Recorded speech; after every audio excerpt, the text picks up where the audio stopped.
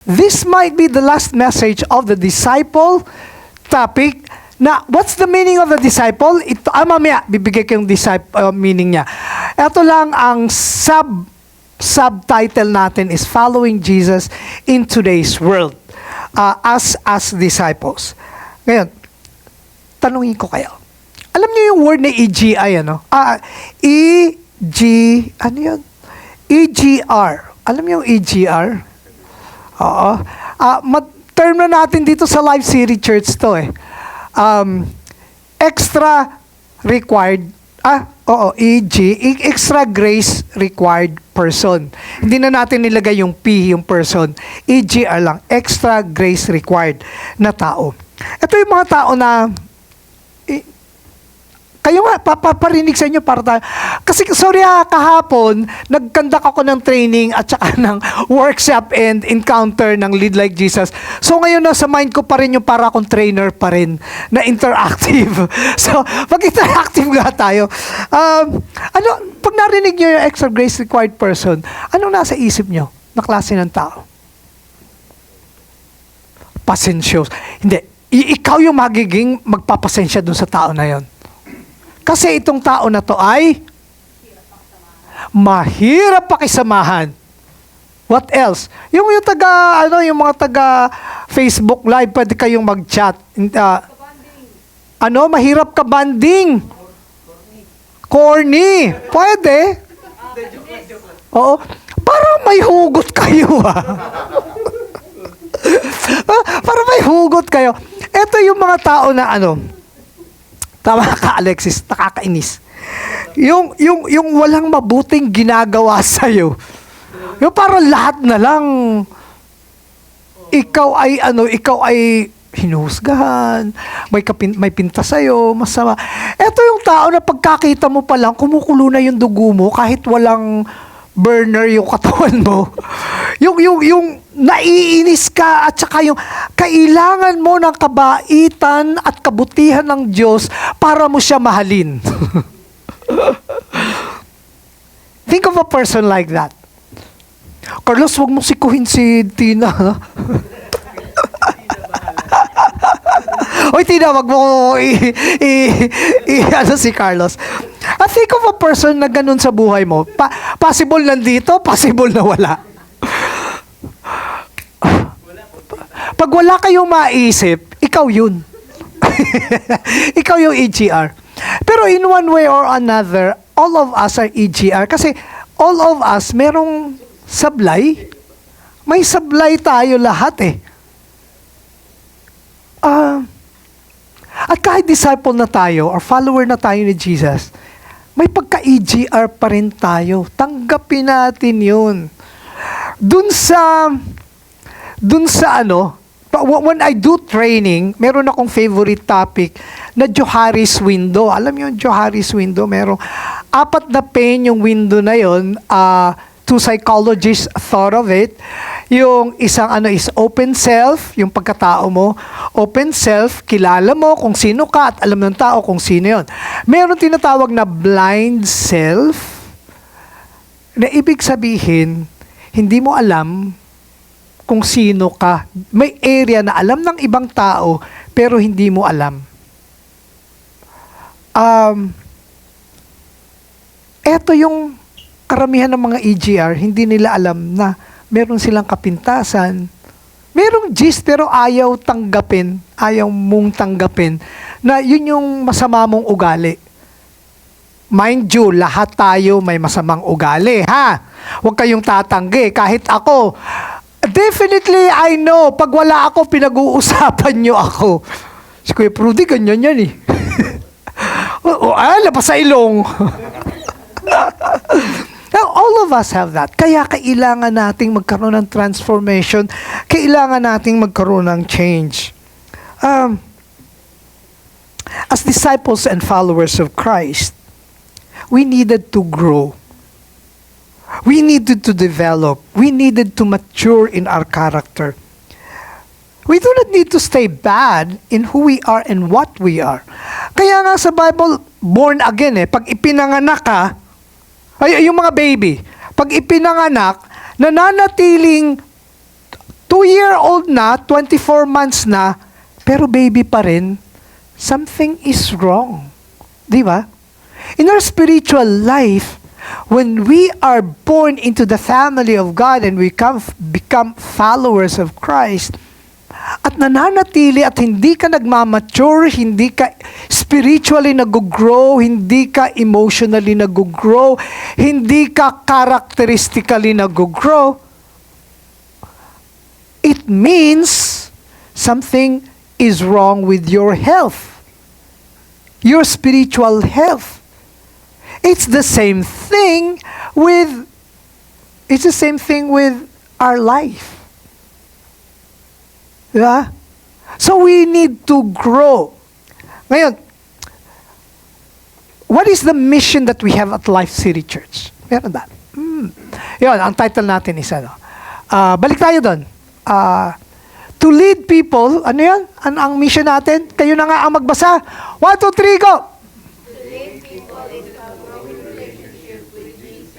Ang emphasize na ko ngayon is growing.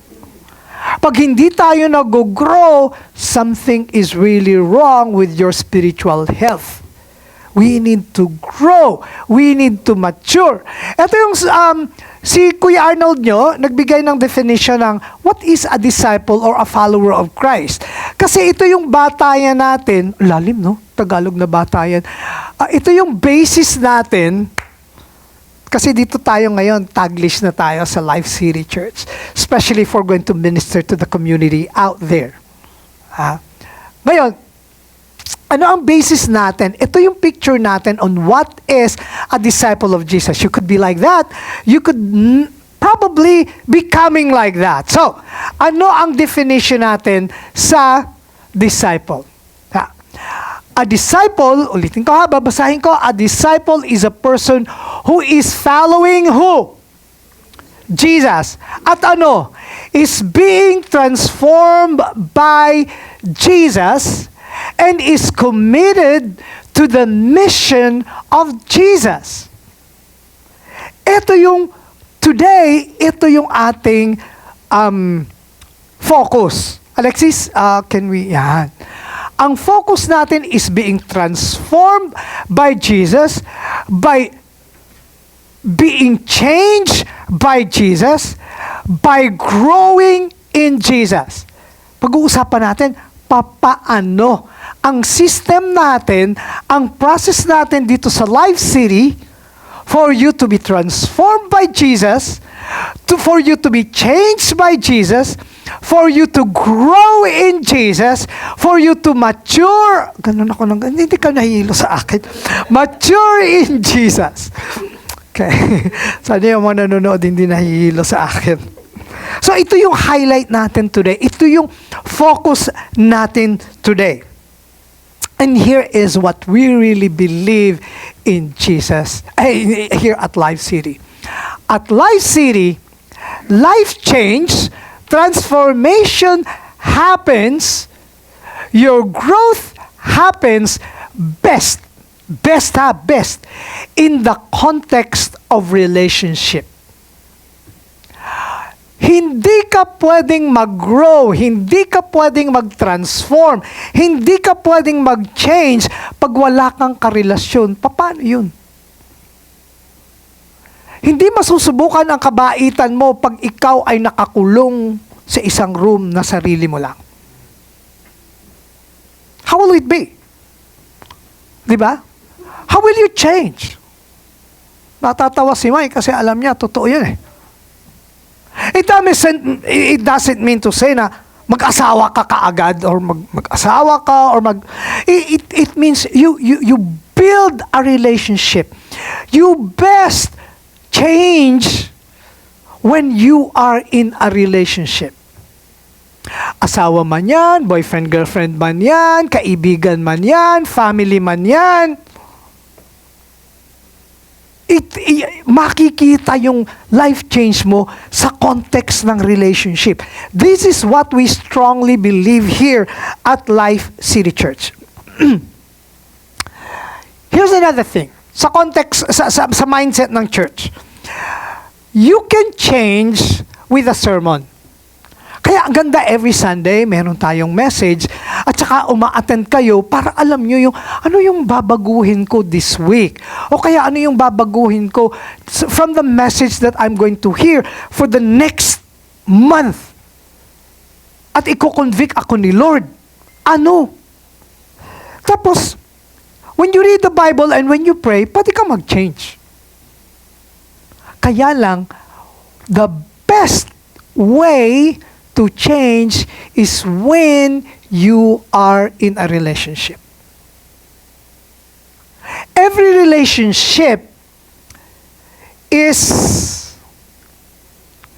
a laboratory of what we have learned on what the Bible said, or we learned from the Bible.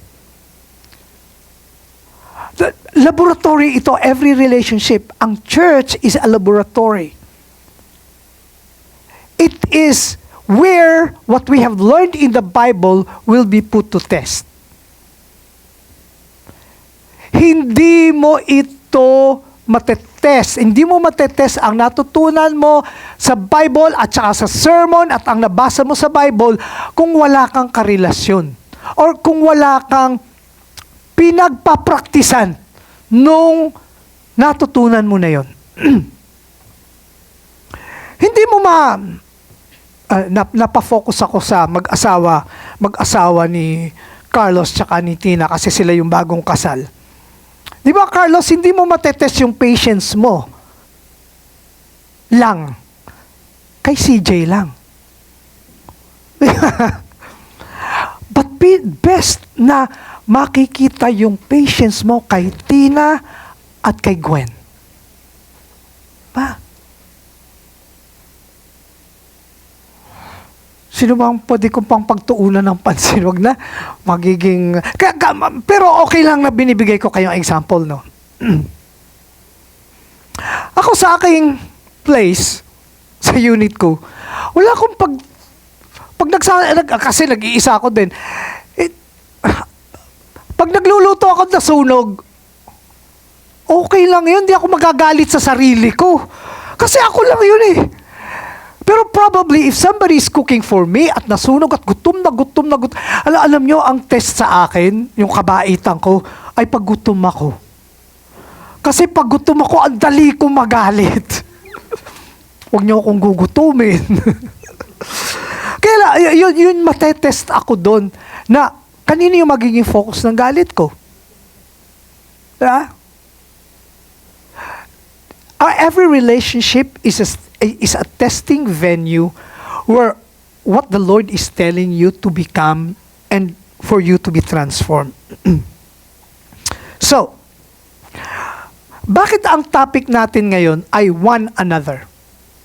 Kasi ito yung boundary, ito yung focus, ito yung basis, ito yung foundation ng kung papaano natin dito sa Life City Church makikita ang transformation mo, ang growth mo, at kung paano ka mababago by being with one another.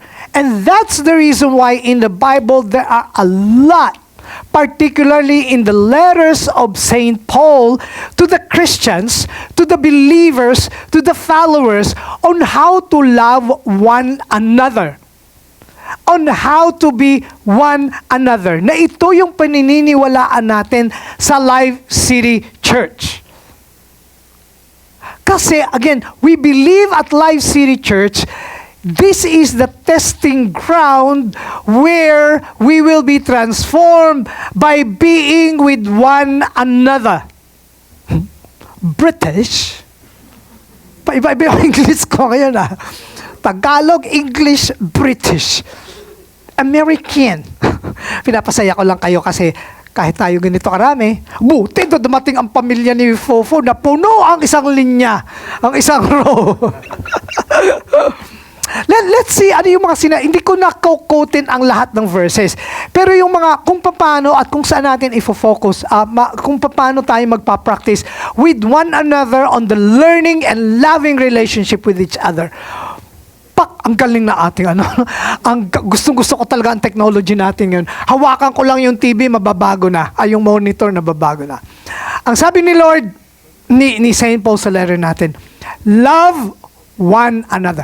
Pag ganito nga, pagkabasa nyo, idagdag nyo yung one another. Ha? Sabi sa John 13:34. Read!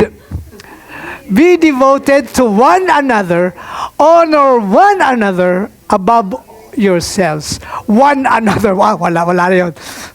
Romans 12:10. Be devoted to one another. Honor. Lalim nitong word na honor, ha? Kung ikukumpara nyo doon sa honor your father and your mother. Grabe. Honor. Anong Tagalog ng honor? Igagalang?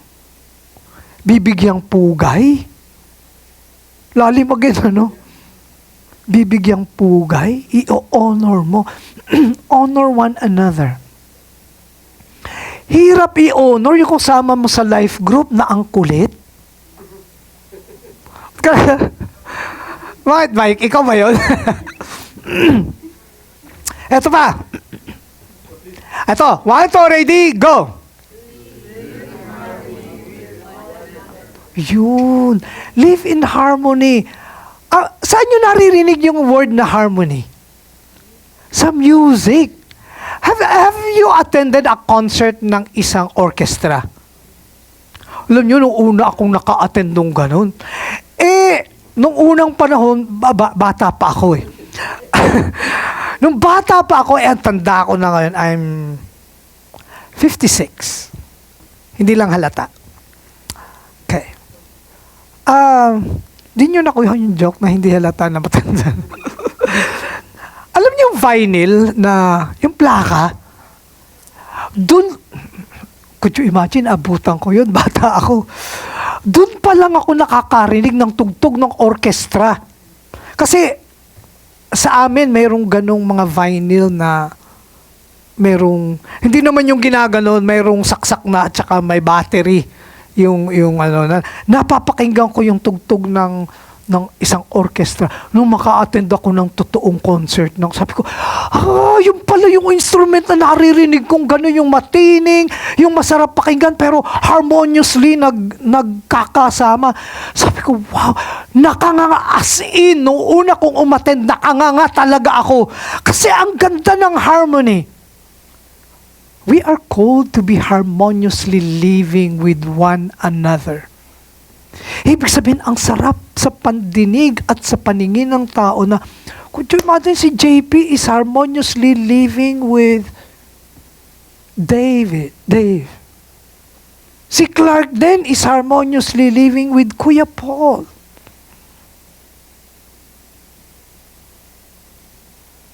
Si Fofo is harmoniously living with Tina. Ang gandang tingnan. Ito, sorry ha, wala akong preparation talaga sa message. Kaya baka humaba. Sabihan nyo lang ako pag mahaba. Diretso na natin. Next, para mabilis-bilis ng konti. Build up. Ang kasunod. Be like-minded towards.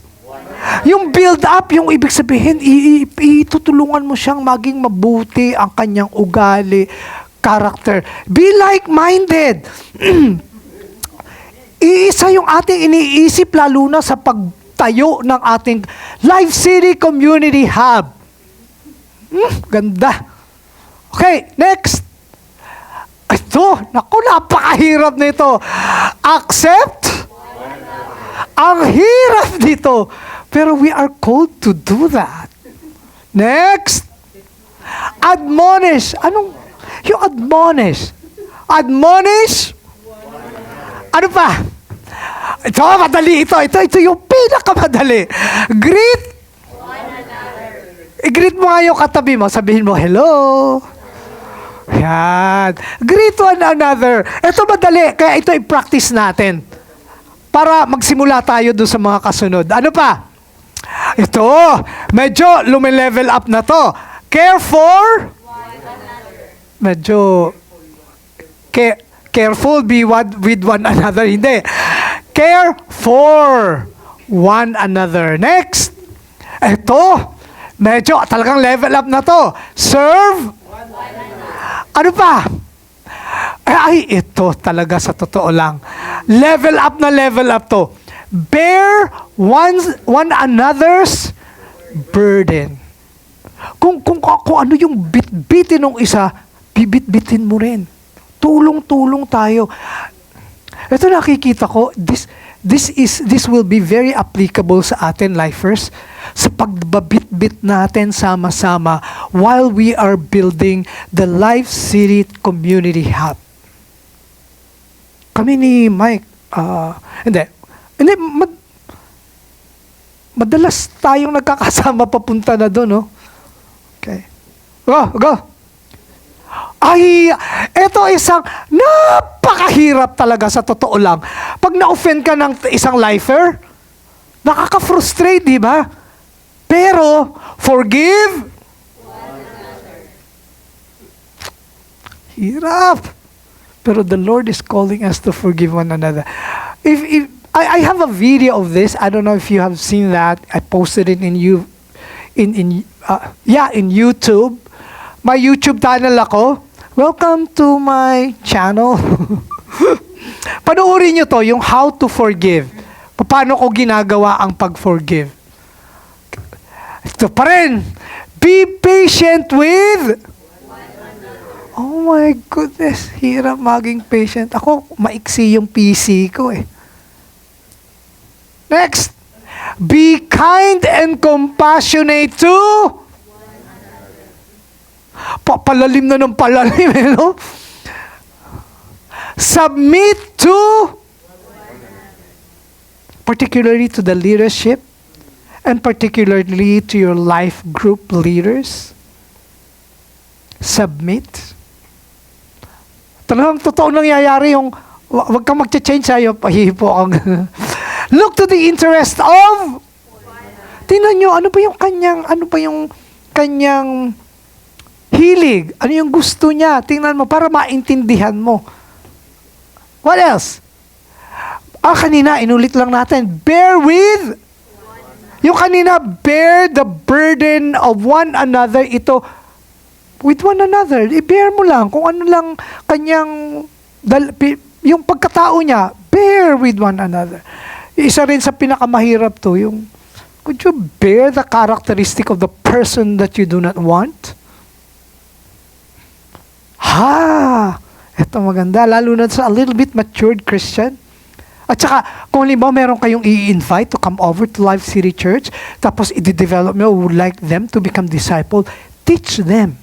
Pero tayo, magtuturoan din tayo with one another. Let's teach each other. Kasi meron tayong mga kulang sa ating sarili. Comfort! Nawawala na yung ating power. Ulitin ko, comfort! One another. Kita nyo yung aking action? Hops! Encourage! One another. Ayan. Okay pala yung, dapat may action ako, no? Para malakas. Next. Show hospitality to one another. Hops! Ito, ang ganda nito. Pray for one another. Meron pa ba? Yan. Sa Life City Church, ang context natin, kanina ko po inuulit, pero ngayon sasabihin ko loudly, in the context of Life City Church, how are we going to practice all of what I said and in a relational context sa atin? Through life groups. We will grow in our character through life groups. Paano? May 3 ways of growing in life groups. Kasi, if you remember, dinimolish, sama naman pakinggan yung demolish, dinimolish na natin yung ating old life groups, yung Iron Man, yung supposedly Yapis, at saka yung ladies. Tinanggal na natin. But we're going to start again with new life group. Mamaya, sasabihin ko kung sino yung mga leaders. And it will be very, very good if you will be part No, it is really good when you become part of life group. We will try our very best na sana 100% member tayo ng life group. Alam niyo bang si Johan will even be member of one life group? Okay? Kanino ba si Arnold kasi sa life group ni na Keith at ni Mark, so kasama si Johan doon. Ah, talaga? Pati si na Dave? Mga recruitment agency na. Okay. Nandun na, nagkaroon na ng life group. So, what we believe is we will grow better, we will grow best in the context of a life group. Doon matetest. Di ba? Doon mag-grow. Doon sa aming yapis noon, ang daming development. And particularly sa Ironman din. At sa ladies din, ang daming development. Pero hindi ko alam, Maya, if you grew in the ladies life group, I hope. I'm just kidding. Hindi naman ikaw talaga yung focus doon. Paano ka mag-grow? There are 3 ways you will grow in life group. The first is, there's a life that you will follow in the life group. Meron kang magiging pattern. Meron kang magiging mentor. Sabi nga ni Paul, ni Saint Paul, sa 1 Corinthians chapter 1 verse 11, follow my example as I follow the what? The example of Christ. Meron kang magiging example. Ang tawag natin ay the discipler. Possible na yung leaders mo, o kaya yung mas matured. You need someone to follow in their mature spiritual life. Or probably even sa practical na buhay. Kung naririnig nyo, si Arnold, laging niloloko yung aking age, no? Buti na lang mabait ako sa kanya. Hindi ako nakapipikon kasi alam ko. At saka si Arnold, walang ibang niloloko, nahiya siya manloko sa iba. Ako lang yung kaya niyang ibuli. Willing naman akong ibuli niya kasi hindi ako affected. But you know what? In one way or another, mas matured. Alam niyo ba ang gap ng age namin ni Arnold? 10 years. Pero alam niyo ba that there are things that I am learning from Arnold? Feeling niya, hindi siya disciplined person, but I told him, Arnold, actually, example ko ikaw sa pagiging disciplined na tao. And also, he is my mentor in theological background. Kasi hindi ako yung maaral na tao. Mag-aaral lang ako pag may dapat akong pag-aralan. Pero si Arnold, maaral siya. So I'm following after him. At dumating si Kuya Paul, na hindi ko tinatawag na Kuya Paul para hindi ibig sabihin, ganun yung age gap namin. Konti lang, no? Konti lang. You know, hindi, Paul ngayon ko din lang sasabihin, but I admire the way how you study the Bible. I admire the way how you disciple us in your maturity. Hindi mo tinatanggap, pero tingin ko sa'yo, spiritually matured ka. Tapos sasabihin, hindi naman. Slight lang. And also, I admire your relationship na mag-asawa. We need people like Paul, like Arnold. Probably you will think na si Kuya Prudy din. We need, Carlos, again, babanggitin kita. Comparing the first time you came over to Life City Church, grabe yung growth mo. And I know that the people that you will mentor in the future, life group tayo, di ba? So the people that will come in, you'll be an example. Si Mike din. Si Mike, grabe yung growth. comparing nung una ko na, alam niyo bang nung una, si Mike, pinapagalitan ko, ay, Mike, kanto ko! Pero ngayon, di na eh. Konti na lang. Ay, hindi, actually, hindi na. Oo. Kasi mas mabait na ako sa kanya. Hindi, pero, Mike, again, you will mentor people. Maya, ikaw rin. Alam niyo, ito, ipo-point out ko ha. Kasi si Maya, she came over to Life City Church. Ang una naming meeting dito, dun sa labas, na si Maya, 2:00 dumating, hanggang 3:00, iyak ng iyak ng iyak, at mugto ang matang pumasok dito sa loob. Ayaw pang umuwi, kasi nahiya siyang uuwi sa bahay nila na mugto ang mata. But you know, Maya has grown. So Maya, you can be a mentor to people. Si Fofo naman, dumating dito sa Life City Church, tingin ko talagang matured na matured. Solid. But you know, in our personal relationship and our talks, ang dami niyang dapat growth, no? Fofo. And it happened. And I know that Fofo can be example to other women who went through the same struggle in her life.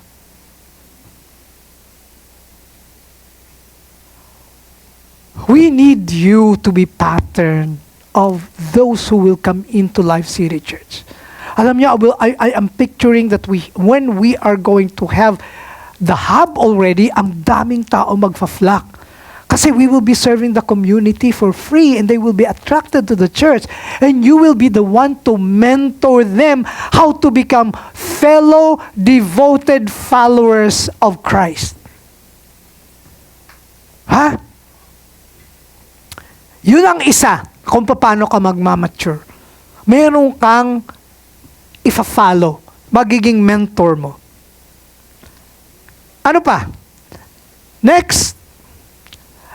Oops. Ay, ba't bumalik? Oops. Isa, yeah.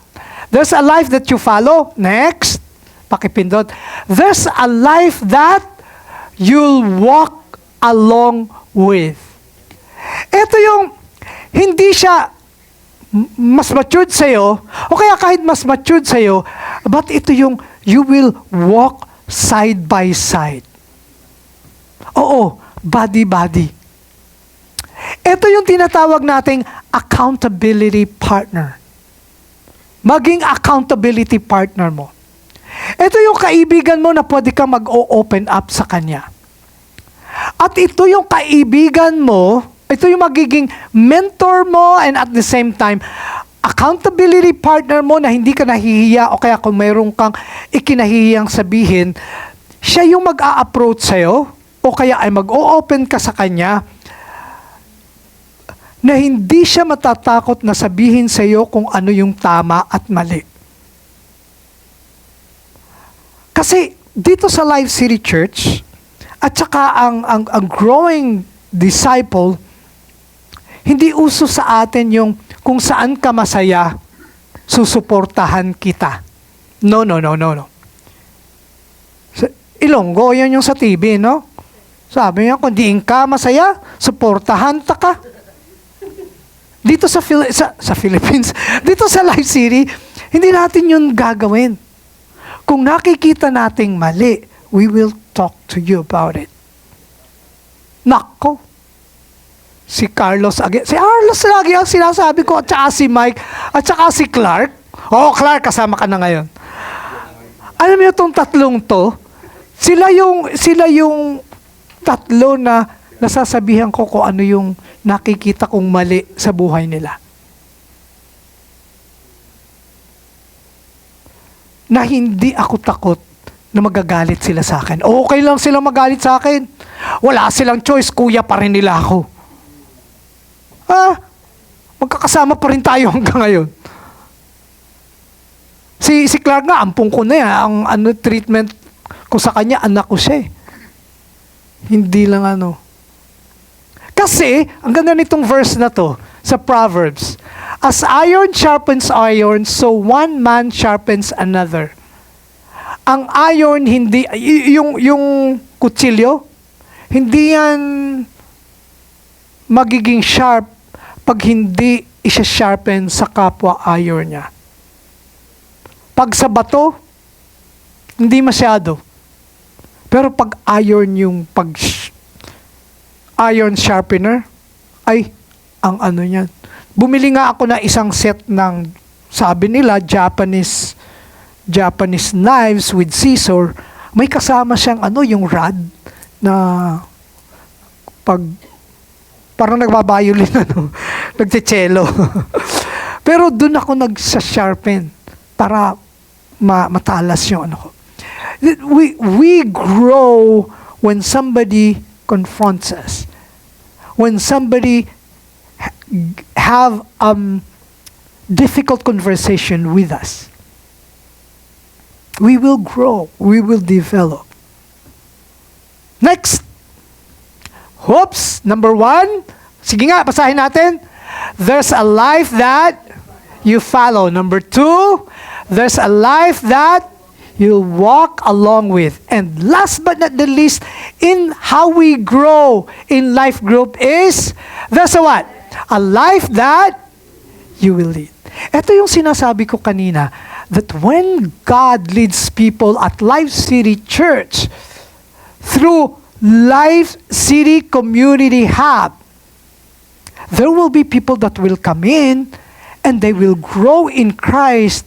We will lead them sa tamang paraan. We will lead them.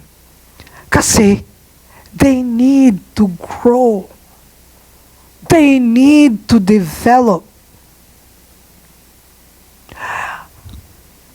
Alam niyo itong tatlong to? Ay, mamaya, balik tayo. Pak.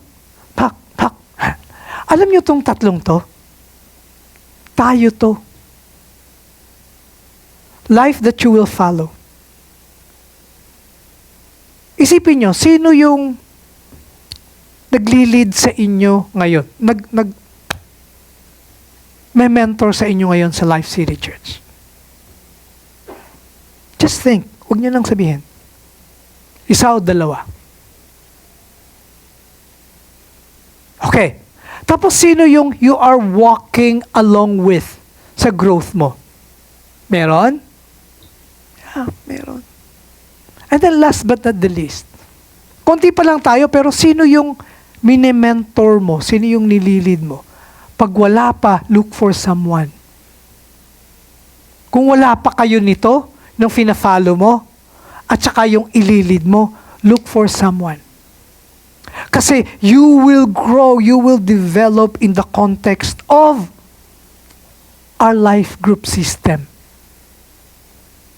Bakit? Alexis, ito na, sige. Bakit? Because life is messy. Don't leave it alone. Life is very messy. Diba? Hindi madali ang buhay. Don't leave it alone. Someone can be with you in your life group. Paano natin gagawin? Meron pa ba? I think meron pa ako. Join a life group. Mag-recruit na tayo, yung mga kasama ko, Carlos and Mike, mag-recruit na tayo, pero yung isang bulk ng pamilya ng Luayon at saka ng Santos, na kinamark na eh. Parang, baka naman gusto nung lumipat. Saan kayong group? Kanino kayo? Kay Joy. Hindi sa inyo, no? Akin na Kit at Mark kayo. Kayo kay Joy yung mag-asawa. Sa amin, magre-recruit na tayo. JP, sa atin na. Oo. Clark pala, kayo na pala ni na ano, no? Fofo, Tin, at saka Maya, pumili na kayo. Kay Joy pa rin kayo, ikaw. Fofo, nagpursahan dito ngayon. Fofo, kanino ka? Kay Joy ka rin? Okay. Alam mo, pwede ka nang pumili rin. Mga gwapo kami.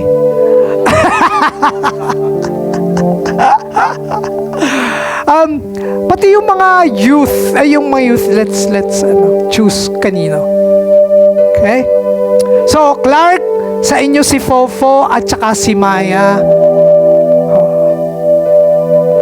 Yan. Oh, magseset. Mayroon na ha. At least maganda dito. Yung mga nanonood na regularly uma-attend dito, mamili na kayo. Ako at saka si Mike with Carlos. And then si Joy, ang kanyang assistant ay si Clark. Tingin ako dun na ang pangatlo ay si Mark and Keith. Ang kanilang mga members ay sino pa ba? Yung pamilya nila. Rudy, I'm looking at you. Parang gusto mo sa amin. Pag-pray mo kung kanino. Guys, kagaya ng sinabi ko, life is messy. Pwedeng bumalik tayo doon. Life is messy. Don't leave it alone. You need a community where you will grow. Can I pray for you? Heavenly Father, thank you for the message today. Thank you that you're concerned with our growth, with our transformation. Thank you that you are building communities here at Life City Church where we will grow. Father, ang prayer namin this time is find us an exact life group where our faith will be tested, where we will grow, where our love for one another will develop. Father, thank you for just being our God this time. We say this in Jesus' name. Amen and amen. God bless you.